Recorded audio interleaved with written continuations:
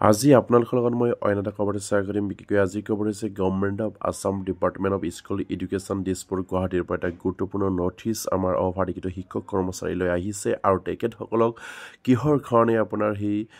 অভাৰিকিত শিক্ষক কৰ্মচাৰীক এটা গুৰুত্বপূৰ্ণ অসম চৰকাৰৰ পৰা আহিছে বা এডুকেশ্যন বিভাগৰ পৰা আহিছে এই বিষয়ে আপোনালোকৰ লগত শ্বেয়াৰ কৰিম আপোনালোকে স্কিপ নকৰি শেষলৈ আমাৰ ভিডিঅ'টো চাই থাকিব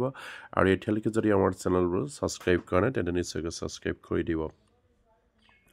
আৰু নিশ্চয় আপোনালোকে স্কিমত ফটেকৈ কৰিছে যে আমাৰ ইয়াত কণ্টেক্ট নম্বৰ দিয়া হৈছে আৰু ইমেইল আইডিও দিয়া হৈছে আৰু সেইখন আহিছে আপোনাৰ government of Assam department of এডুকেশ্যনৰ পৰা আহিছে আৰু ইয়াত উল্লেখ কৰিছে আৰু ক'ৰ পৰা আহিছে ইয়াত নিশ্চয় আপোনালোকে স্কিমত ফটেকৈ কৰিছে from secretary of gov of Assam department of school education Dispur Guwahati 06 আৰু কলৈ দিয়া হৈছে সেইখন নটিছ এয়া আপোনালোকৰ লগত মই শ্বেয়াৰ কৰিছোঁ ইয়াত কৈছে to the President Public Secretary সদৌ অপাধিকৃত শিক্ষক কৰ্মচাৰী সন্থা আমাৰ সদৌ অপাধিকৃত শিক্ষক কৰ্মচাৰী সন্থালৈ এটা গুৰুত্বপূৰ্ণ নটিছ আপোনাৰ এডুকেশ্যন ডিপাৰ্টমেণ্টৰ পৰা আহিছে মূল বিষয়টো হৈছে আপোনাৰ অপাধিকৃত শিক্ষক কৰ্মচাৰীৰ লগত এখন গুৰুত্বপূৰ্ণ বৈঠক বহিব অলৰেডি আপোনালোকে গম পোৱা মতে আপোনাৰ মাননীয় মুখ্যমন্ত্ৰীৰ সিদ্ধান্তত আপোনাৰ কেবিনেটত এখন উপসমিতি গঠন কৰি দিছে যিটো উপসমিতিৰ জৰিয়তে আমাৰ বেঞ্চাৰ শিক্ষা অনুষ্ঠানসমূহৰ যিখিনি সমস্যা আছে সেই সমস্যাখিনি সমাধান কৰি দিবৰ কাৰণে আৰু সেই সন্দৰ্ভত আলোচনা কৰিবৰ বাবেই আমাৰ সেইখন নটিছ অসম চৰকাৰৰ পৰা আহিছে আৰু ইয়াত লিখিছে subject meeting of schedule on 9 March 2025 ইয়াত কৈছে যে আপোনাৰ মিটিং অনুষ্ঠিত হ'ব আপোনাৰ 9 মাৰ্চৰ 2025 চনৰ 9 মাৰ্চত মিটিংখন অনুষ্ঠিত কৰাৰ কথা ইয়াত উল্লেখ কৰিছে ইয়াত কৈছে sir I am would like to the inform you that a meetings to does chaired by the Honorable Minister Education Assam scheduled 9 March 2025 in the conference room 1 floor block 1 Janata Bhavan at 01:03 PM ইয়াত উল্লেখ কৰিছে নিশ্চয় আপোনালোকে স্ক্ৰীনত প্ৰত্যক্ষ কৰিছে আমাৰ education মিনিষ্টাৰৰ লগত আমাৰ সদৌ অপাধিকৃত শিক্ষক কৰ্মচাৰীৰ লগত এটা গুৰুত্বপূৰ্ণ বৈঠক বহিবৰ কাৰণে বা গুৰুত্বপূৰ্ণ এটা মিটিং সিদ্ধান্ত হৈছে আৰু সেই সিদ্ধান্ত মৰ্মে আপোনাৰ 9 মাৰ্চত সেইখিনি মিটিং হ'ব আৰু সেইখিনি ক'ত হ'ব আপোনাৰ কনফাৰেন্স ৰুম 1 নম্বৰত আৰু ফ্ল'ৰত আৰু ব্লক 1ত জনতা ভৱনত আৰু ইয়াত টাইমটো দিয়া হৈছে আপোনাৰ এটা 30ত আপোনাৰ তেখেতসকলৰ এটা গুৰুত্বপূৰ্ণ বৈঠক হ'ব আমাৰ শিক্ষা মন্ত্ৰীৰ লগত আমাৰ সদৌ অপাধিকৃত শিক্ষক কৰ্মচাৰী সন্থাৰ লগত যিহেতু আমাৰ শিক্ষামন্ত্ৰীগৰাকী হৈছে আপোনাৰ কেবিনেটত গঠন দিয়া উপচাব কমিটিৰ চেয়াৰমেন আৰু তেখেতৰ লগত এটা গুৰুত্বপূৰ্ণ বৈঠক হ'ব আমাৰ অপাধিকৃত শিক্ষক কৰ্মচাৰী সমস্যাক লৈ আৰু সেয়ে নিশ্চয়কৈ আমাৰ অপাধিকৃত শিক্ষক কৰ্মচাৰী সন্থাই অলৰেডি তেখেতসকলে গুৰুত্বপূৰ্ণ সংবাদমেল বা পত্ৰ নিউজ পেপাৰ যোগেদি তেখেতসকলে কৈছিলে যে তেখেতসকলৰ লগত এতিয়ালৈকে কোনো বৈঠকত মিলিত হোৱা নাই উপচাব কমিটিয়ে আৰু উপচাব কমিটিৰ লগত যদি আমাৰ অপাধিকৃত শিক্ষক কৰ্মচাৰীসকলৰ যদি বৈঠক নবহে বা বৈঠক নবহাকৈ উপচাব কমিটিয়ে কেনেকৈ আমাৰ অপাধিকৃত শিক্ষক কৰ্মচাৰীৰ সমস্যাৰ বিষয়ে সমাধান কৰিব পাৰিব সেইখিনি অলৰেডি আমাৰ সদৌ অসম অপাধিকৃত শিক্ষক কৰ্মচাৰী সন্থাৰ বিষয়ববীয়া হৰমোহন ছাৰে সংবাদমেলত গুৰুত্বপূৰ্ণভাৱে তেখেতসকলক অভিযোগ উত্থাপন কৰিছিলে আৰু ইয়াৰ পাছতেই আমাৰ সদৌ অসম অপাধিকৃত শিক্ষক কৰ্মচাৰীৰ লগত এখন গুৰুত্বপূৰ্ণ মিটিং হ'বৰ কাৰণে অলৰেডি শিক্ষামন্ত্ৰীগৰাকীয়ে তেখেতসকলক নিমন্ত্ৰণ কৰিছে আৰু সেইখিনি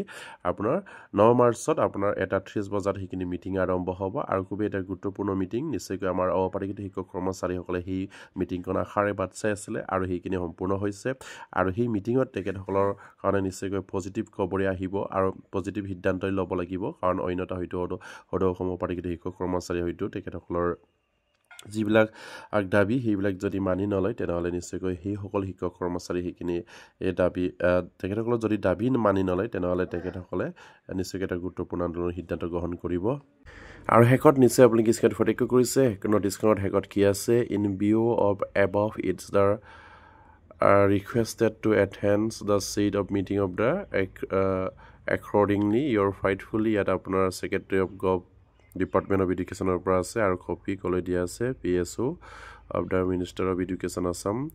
kindly official for Honorable Minister আৰু by order দিয়া আছে Secretary of Gov Assam Department of School Education খুব এটা গুৰুত্বপূৰ্ণ খবৰ যিহেতু আমাৰ সদৌ অসম অপাধিকৃত শিক্ষক কৰ্মচাৰীয়ে তেখেতসকলৰ লগত বৰ্তমানলৈকে আলোচনাত মিলিত হোৱা নাই কেবিনেট উপসমিতিয়ে বুলি তেখেতসকলে অভিযোগ উত্থাপন কৰি আহিছিলে আৰু সেই দিনটোত আহি গ'ল আৰু 9 মাৰ্চৰ আপোনাৰ এটা 30 বজাত আমাৰ সদৌ অসম অপাধিকৃত শিক্ষক কৰ্মচাৰী আৰু আপোনাৰ কেবিনেট উপ সমিতিৰ যি আপোনাৰ চেয়াৰমেন আপোনাৰ শিক্ষা বিভাগৰ আমাৰ শিক্ষামন্ত্ৰীগৰাকী তেখেতে আছে আৰু তেখেতৰ লগত এটা গুৰুত্বপূৰ্ণ বৈঠকত মিলিত হ'ব আৰু নিশ্চয়কৈ আমাৰ সদৌ অসম অপাধিকৃত শিক্ষক কৰ্মচাৰী সন্থাৰ যিখিনি দাবী সেইখিনি দাবী তেখেতসকলে মানিবই লাগিব আৰু সেয়া নিশ্চয়কৈ আমাৰ সদৌ অসম অপাধিকৃত শিক্ষক কৰ্মচাৰী সকলোবিলাক সমস্যা সেই মিটিঙতে সমাধা হওক সেই কামনা কৰিলোঁ আৰু বিশেষকৈ আমাৰ সদৌ অসম অপাধিকৃত শিক্ষক কৰ্মচাৰীয়ে এটা কথা লক্ষ্য কৰিব লাগে যে 2021 চনত প্ৰাধিকৰণৰ দৰে আমাৰ আৰু যিসকলক নতুনকৈ প্ৰাধিকৰণ কৰিবলৈ অসম চৰকাৰে লৈছে সেইসকলক যাতে নেকি সেইদৰে প্ৰাধিকৰণ নকৰি পূৰ্ণাংগ এজন শিক্ষক হিচাপে প্ৰাধিকৰণ কৰিবলৈ আপোনালোকে মূল দাবী উত্থাপন কৰক কাৰণ অন্যথা ভৱিষ্যতে আপোনালোকৰ যিখিনি সমস্যা বৰ্তমান আমাৰ টিউটৰ শিক্ষকসকলৰ হৈ আছে সেইদৰে আপোনালোকৰো হ'বগৈ আৰু সেয়েহে আপোনালোকে যিহেতু কেবিনেট উপ সমিতিয়ে আপোনাৰ 2014 চনত যিখিনি প্ৰাধিকৰণ আইন সেইখিনি সংশোধনী কৰিব বিচাৰিছে আৰু সেইমতে আপোনালোকে সেই পইণ্টবিলাক সংশোধনী কৰিবলৈ